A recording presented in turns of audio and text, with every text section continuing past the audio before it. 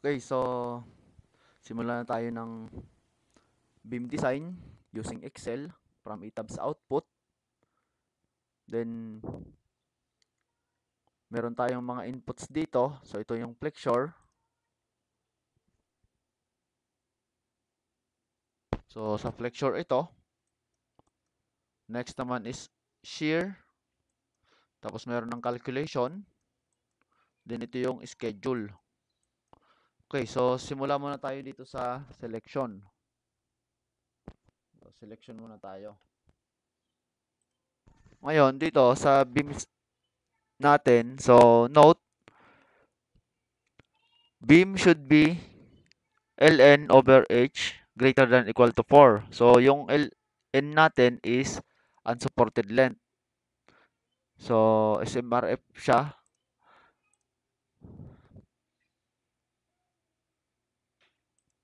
Pagka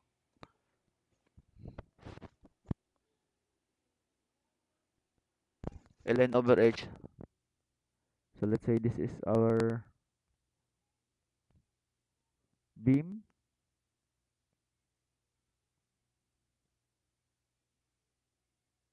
So, ito yung ln.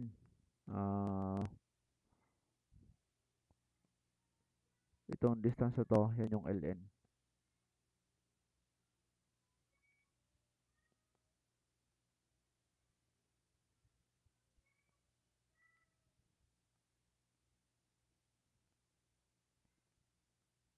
ln over h greater than equal to 4. So, yung h natin is ito, beam height or beam depth. Okay? Yan yung h natin. Kasi, pag less than 4 ka is magiging coupling beam action ka. Ito. Coupling beam action. Okay. So, next is note that wala tayong OS2 and OS45 in beam design sa ETABS. Yung OS2 is undersize siya, undersize. Then yung OS45 naman is shear and torsion failed in reinforcement. Ibig sabihin, pwede mong reduce yung torsion para pumasa or i-zero mo yung torsional niya. Or kung sa direct shear siya nagbabagsak, pwede mong dagdagan ng concrete strength or pwede mong dagdagan ng beam depth or beam size. Pwede rin. Next is, meron tayong minimum flexural reinforcement and maximum flexural reinforcement. Then meron tayong maximum spacing of hoops na d over 4 at this boundary at 2h. Then meron kang maximum spacing of hoops or stirrups at beyond 2h to midspan na d over 2. Then may minimum shear reinforcement tayo. Then automatic na yun dito sa Excel. Then meron tayong maximum spacing between bars, restrained leg of cross ties or hoops na 350. So dito sa detail na to, ito yon. So ito dapat ito between two legs dapat nasa 350 siya, not more than 350. Okay. So automatic na rin yun sa Excel. Ma-check na natin yon. Then dito sa cracking torsion already included for the web bars calculations. So yung TCR lang babakalan natin dito. Ito yung sa web bars. Then meron tayong bottom bars at support at least 50% of top bars at that support. Top bars at midspan at least 25% of number of bars at any section. So kung meron tayong top bar, for example, the support is 8 top bar, then bottom bar is 4. Dapat sa midspan meron tayong dalawa top bar. Then sa bottom, usually laging marami naman to, mas marami. So pagka meron tayo ng 9 dyan, sa bottom, dapat itong 2 na to, at least 25% siya. So, kung 25% siya, 9 times 0.25 or 3 ang lalagay mo dyan. Okay? So, ito yon. Ngayon, meron tayong number of bars, number of legs sa shear. Meron tayong A. Pag A is number of stirrups. So, pag A, dalawang leg siya. So, katulad siya nito, itong A na to, na 2 legs, ito yung example nun. 2 legs siya. So, 1 leg and 2 legs. So, dalawang legs siya. Itong sa baba naman, ito, 4 legs ito. So, kung ganito ang ano mo, nandito ka sa letter C. 4 legs. Okay, so malinaw na tayo dyan. Ngayon, pupunta lang tayo dito sa schedule. Ganito yung magiging schedule natin. Okay, girder. So, girder label, dimension, longitudinal reinforcement, bib bars, stirrups. Okay, so punta tayo dito sa flexure. Ayan, so flexure siya. Then, pupunta muna ako sa E-tabs. So, ito yung E-tabs. So, sa ground floor, let's say, nasa ground floor tayo. Ito. So, ang gawin natin, select lang natin yung beams. Select, object type. Tapos, beams. Select ko yung beams. Then, show selected objects only. Ito yung mga beams lang. So, ito is naka-run na ito. After running analysis, tapos na-design mo na rin to. Ito, na-design mo na rin. Dapat.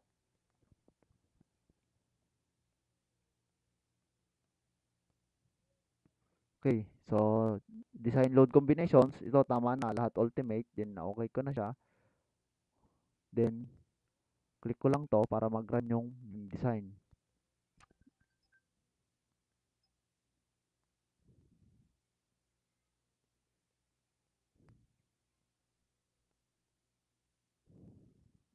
Okay, then after running the analysis and the design,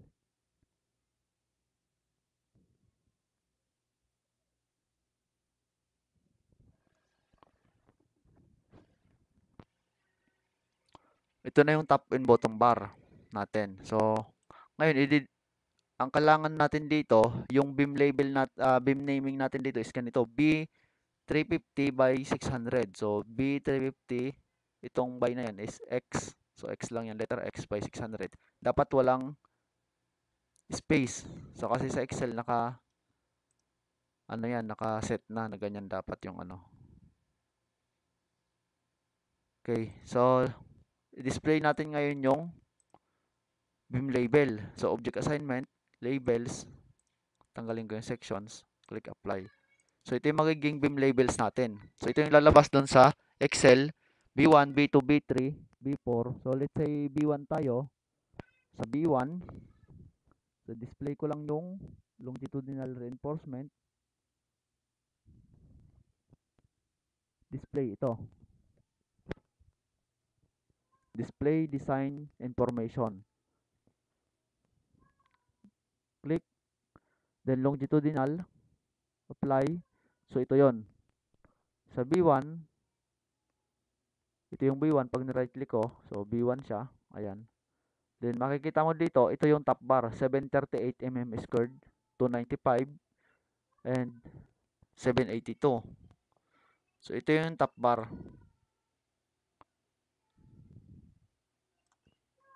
Tapos naman, yung bottom bar naman, ito naman sa baba. So, ito, left, mid, and right. Okay, ngayon, ang gagawin natin, gusto naman natin makita yung sa shear, apply. So, ito naman yung sa shear, mm squared per meter. Ngayon, okay, tapos na tayo dito. So, pasado lahat. Okay, pasado lahat ng concrete frame. Click OK. Ngayon, ang gagawin natin, nandito tayo sa ground floor. So, ground floor lang muna. Tapos ang naka-show lang dito is yung beam lang lahat, beam. Okay. Then gagawin natin, isi-select natin 'to muna, select natin. Medyo manual lang ang ano ko dito sa Excel. Control table, Control T. Tapos kukunin natin tong concrete frame, concrete design, concrete beam flexure envelope, and concrete beam shear envelope.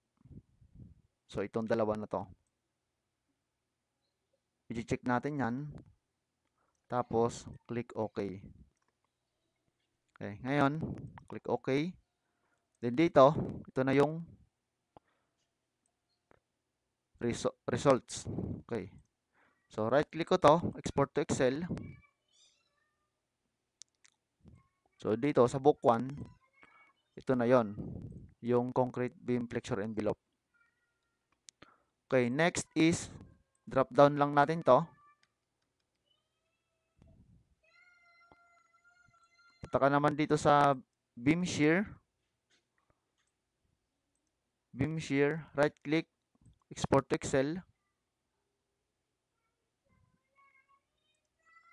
Then, ito na yon yung sa shear natin. So, ang gagawin natin, sunod na gagawin, puntahan ko yung template. Ito yung template natin. So, file save as ko lang to. Save as, kung saan ko siya nakasave na folder. So, nandito ako sa Excel. Then, ground floor, i-override ko yan para hindi mo. Nandito kasi yung ano ko yung original na ano ko na Excel nandito. Sa Beam Design Original Excel. Okay, so save as ko lang para hindi magalaw yung original. Okay, nandito na tayo sa ground floor beam. Ang gawin natin is kukunin natin yung nasa book 1. Si-select all natin tong nasa book 1 na to.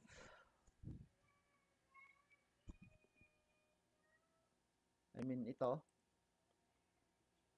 Yan.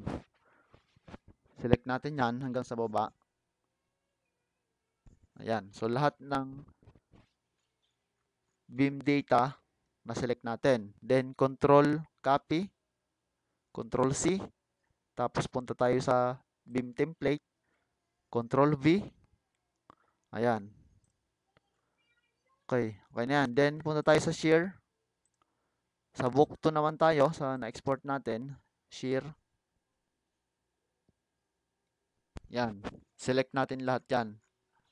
Then control C to copy and punta sa template. Control V to save.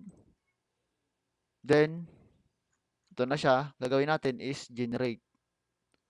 So ito. Click natin tong generate na to. Yan.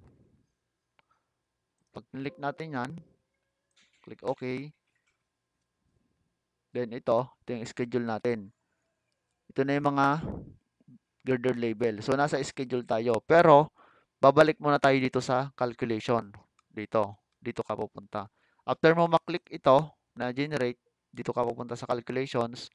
Tapos ang gagawin natin dito, concrete strength lalagay natin. So this time is 3000 PSI tayo.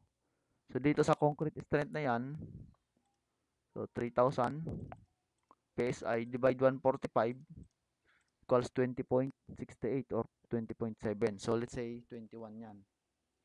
So ang gagawin ko, mano-mano lang to. Siselect ko yun sa taas hanggang dito sa baba. And I will input 21, tapos control enter. Then sa steel naman, so gumamit ako ng grade 60. Grade 60, so 414 siya. Kasi 60 KSI or 60,000 PSI divide 145 mo is 414 megapascal. Okay. And dito, 414, control enter para lahat ng sinelect mo ay malagyan. Okay, next, anong main bar natin? So, let's try 16 mm. Yan. Then, input 16, 16, then control enter. Okay. So, main bar yan. Ito, main bar. So ito lang na may mga kulay ang may input, yung color yellow na to. So concrete strength, steel, tapos main bar, diameter, meron tong drop down list dito. Next is meron tayong stirrup na type. Kung naalala nyo yun dito, stirrup type. So let's say type A kasi 350 ito eh. So kung 350 siya, yung mga beam width natin is 350, 300, 250. So wala siyang 500. So obviously, yung 350 dito sa maximum na ano is hindi siya malalampasan. Pero kung may 500 ka na beam width, so kailangan mo ng 3 legs na doon. So i-select ko lang 'yon hanggang dito sa baba. Then I will input A, control enter. So ito, 310 lang yung actual na dimension ng ano, 2 legs. So actually yung ano yon, yung main bar yon. Ito yun eh, yung 350 na to eh. So ibig sabihin nakaturo siya sa main bar. So doon sa Excel natin is nasa main bar din naman yon. Okay, so yan daw ay 310. Okay, pagka lumagpas yan ng ano ng 350, itong green cell na to magiging pula to, magiging red. Tapos papalitan mo na to ng either B or C kung ilan ang lalaruin mo na dito. So let's say ayan. Ngayon dito sa diameter, diameter ito ng stirrups. Nasa stirrups pa lang tayo. So ito yung diameter ng stirrups. Stirrups pa lang tayo. So mag-input tayo dito ng kung anong gagamitin natin. 10, 12, or 16. So let's say 10. So i-click ko lang to. Tapos i-highlight ko hanggang dito sa baba. So I will input 10, then control enter. Ayan na.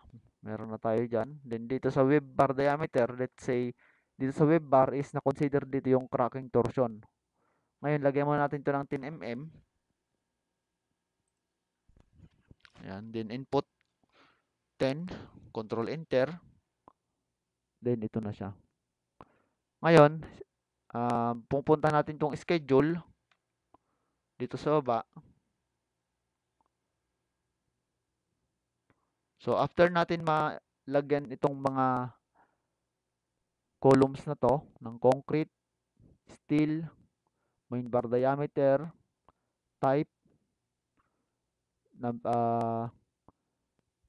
bar diameter ng stirrups at web bar diameter, meron tayo itong stirrups final schedule.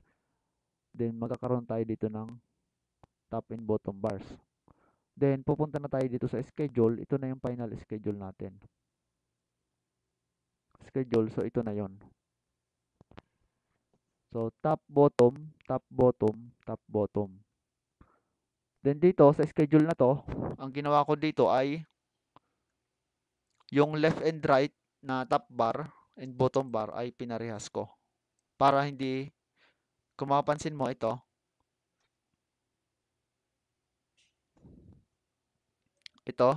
top bar, tapos itong top bar na to, parehas lang sila, top bar and bottom bar. Yan. Kasi sa construction or sa modeling, nagbabaliktad yan minsan. Yung ano mo, baliktad. So, para hindi ka nakulangin, so mas okay na to.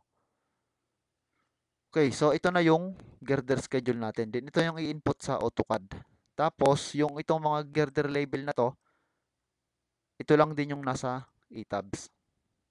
So, ang gagawin natin, pag gawa natin ng plan, so ito yung mga tag na yon. B1, B2, B3. So, ito na yung ipapangalan natin. Tapos, ito naman yung beam schedule. So, ganun lang kadali gamitin itong Excel na to. Then, Control S. So, pupunta naman ako sa second floor. File, save. Pwedeng isi-save ko na siya. Ito na yung sa ground floor. Tapos i-close ko na to. Meron ako sa ground floor. Tapos pupunta ako dito sa Beam original copy. I-open ko. Ayun ulit. Second floor na naman tayo. Then, file, save as. Save as mo. Pupunta ka sa second floor. Ayan. Then, same lang yung procedure. Okay? So, wala tong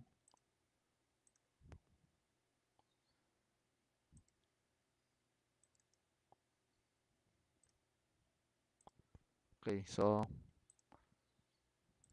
protect ko. Okay. So, dito ka naman mag-i-input ngayon. So, ganun lang ulit. Punta ka sa second floor. Ayan. Nasa second floor ka na. Select mo na naman to. Then, control table. Ayan. Ganun lang. Then, export. Ayan. Book 3 siya. Tapos, click mo naman to. Control copy. Tapos, puntahan ko yung template. Control paste. Tapos, punta ako sa share. Dito. Balik ako dito sa e-tabs. Kunin ko yung sa share naman.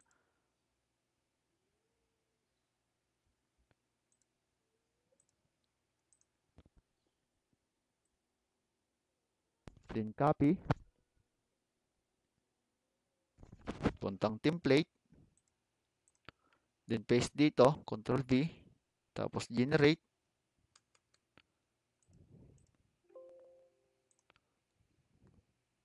Ayan. Then, punta akong calculations. Mag-input ako dito ng 21 megapascal. Kasi 3000 PSI. Control enter. Then, dito. Rebar. Control enter. Then, main bar. Let's say dito, 20 mm. Pero, depende sa, ayan, 20 mm. Pwede din siya. Meron yan ng drop down list. So, yung i-input mo dyan, kailangan nandito sa drop down list. 20, 16, 25, 28. Then, punta ka dito sa stirrups. Type. So, dito is type A.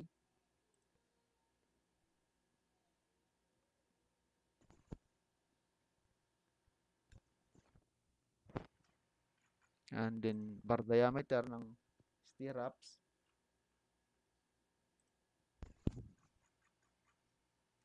10. Nandito, web bar. Na 10. Then, ito na yung schedule mo. So, makikita mo dito, ito na yung schedule. Then, save. Okay. So, ito na. Ayan, ganun lang kadali. Medyo, ano lang.